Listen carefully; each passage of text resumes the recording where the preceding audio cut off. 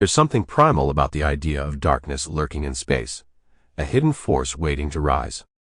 It taps into our deepest fears, the unknown, the unseen, and the uncontrollable.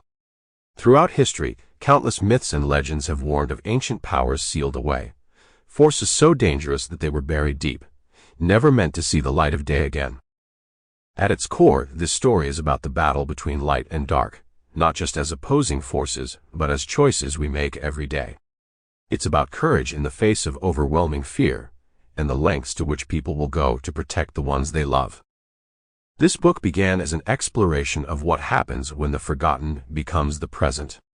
But as the story unfolded, it became so much more.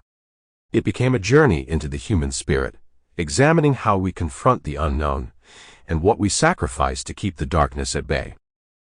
As you dive into Rise of the Deep, prepare for a journey into a world where the ground beneath your feet can split open at any moment, where shadows hold more than just your fears, and where the heroes you least expect may be the only ones standing between you and the end of everything.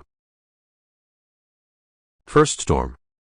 The coastal city of Harborview had always been a postcard-perfect place. Nestled between towering cliffs and the endless ocean, it was where people came to escape their busy lives, taking in the salty air and marveling at sunsets that painted the sky in rich shades of pink, purple, and gold. On this particular day, though, something was different.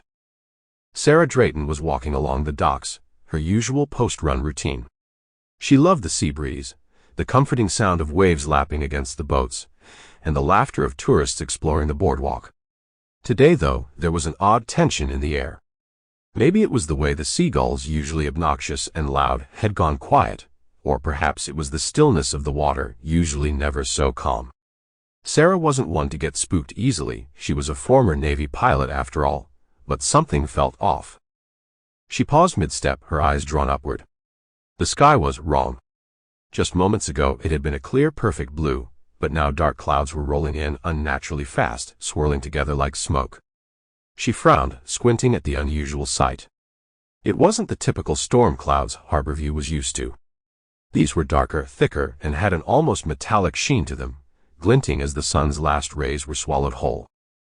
Her comlink crackled to life, breaking the eerie silence. "Sarah, you there?"